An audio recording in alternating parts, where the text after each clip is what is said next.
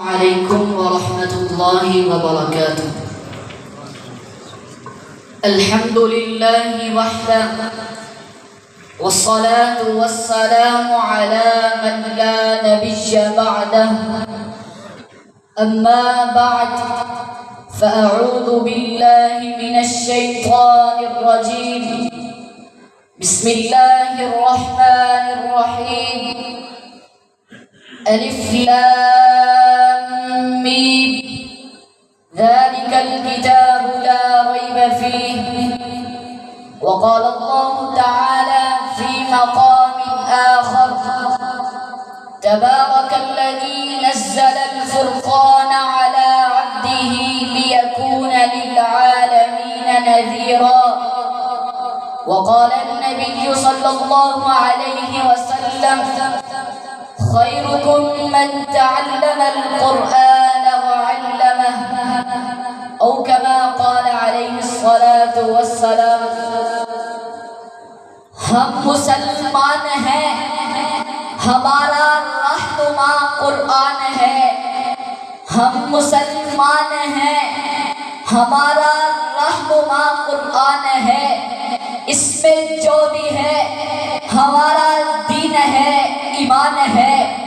دشمن نہ ملے گا تم کو شیطان سے بدتر، رحمت نہ ملے گا تمہیں قرآن سے برتر. معزز علماء کرام اور محترم سامعین، دنیا میں کئی طرح کی کتابیں پائی جاتی ہیں، لیکن یہ تمام کتابیں کسی ایک علم یا فن پر لکھی گئی ہیں. کوئی کتاب فلکیات کے بارے میں ہوتی ہے، لیکن اس میں نفسیات کا ذکر نہیں ہوتا. کوئی کتاب نفسیات کے بارے میں ہوتی ہے، لیکن اس میں معاشیات کا ذکر نہیں ہوتا.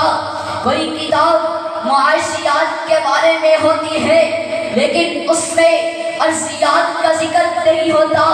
کوئی کتاب ارضیات کے بارے میں ہوتی ہے، لیکن اس میں عبادات کا ذکر نہیں ہوتا. کوئی کتاب عبادات کے بارے میں ہوتی ہے، لیکن اس میں تاریخ کا بیان نہیں ہوتا. پھر ان کتابوں میں جو کچھ بیان کیا جاتا ہے وہ شک و شبہ سے خالی نہیں ہوتا.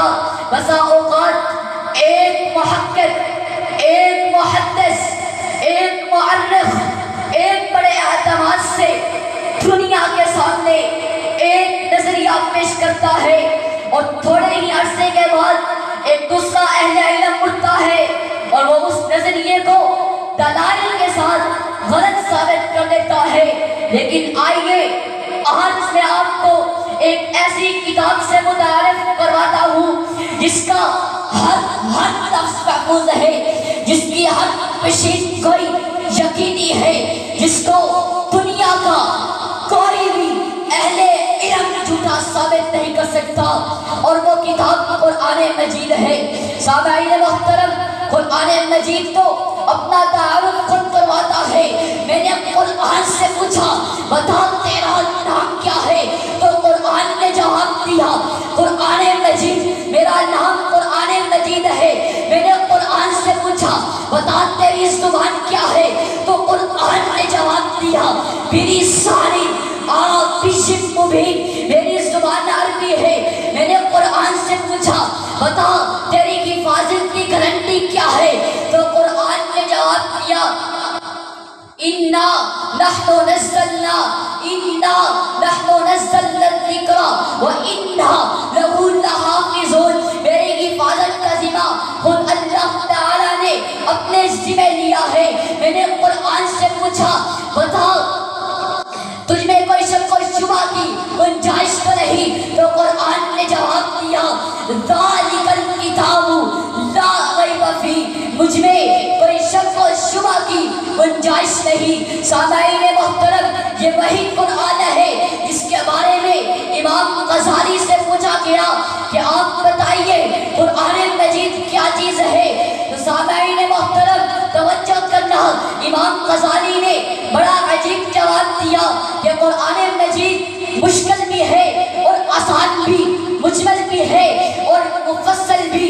مشکل اس طرح کے آج تک کتنی صدیاں گزر گئی، آئمہ گزر گئے، محدث گزر گئے، مفکر گزر گئے، مؤرخ گزر گئے، لیکن سب نے اپنی زندگیاں اس قرآن کے موتی چنتے ہوئے گزار دی، لیکن آج تک اس قرآن کے موتی ختم نہیں ہوئے۔ اور آسان اس طرح کے اس کو ایک چھوٹا معصوم بچہ بھی اپنے ذہن میں محفوظ کر لیتا ہے، اور مجمل اس طرح کے کہ اس کو ایک آدمی آسانی کے ساتھ اپنے ہاتھ میں اٹھا لیتا ہے، اور مفصل اس طرح کے اگر آپ